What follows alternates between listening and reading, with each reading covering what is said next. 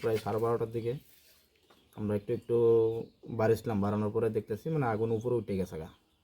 তারপরে আমরা সবাই মোটামুটি আমরা গ্রামের সবাই মানুষে মিললা আইসা দেখছে, দেখার পরে ফায়ার সার্ভিস ফোন করছে। ফোন করার পরে তারা আইসা প্রায় সকাল 8টা পর্যন্ত তারা আগুন নিবেও মাল একটা মালও বাঁচাতে পারছে না, পুরা মাল একদম পুরা সাহেব। তারপরে গোডাউনটা কোনো মতে বাঁচাইছে, আপনার মালটা কিন্তু বাঁচাতে পারছে না। আগুনটা তো রাত্রে আমরা ঘুমাই গেছি গা, অ্যাকচুয়ালি এটা কইতে পারতাছি না, আইডিয়া খুব সম্ভব মনে হয় মালটাল কোনো পড়ছে, পরিশ্রম মনে হয় লাগছে আর কি, খুব সম্ভব আর কি, এরকম হতে পারে।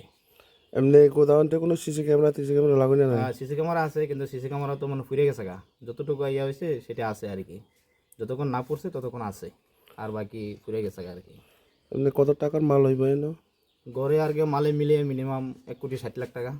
1,60,00,000 টাকা না?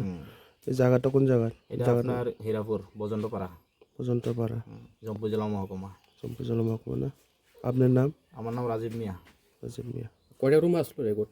এখানে 6টা রুম, এটার ভিতরে রাবারের মেশিনও আছে। এটা কি স্মোক হাউস আসলো না?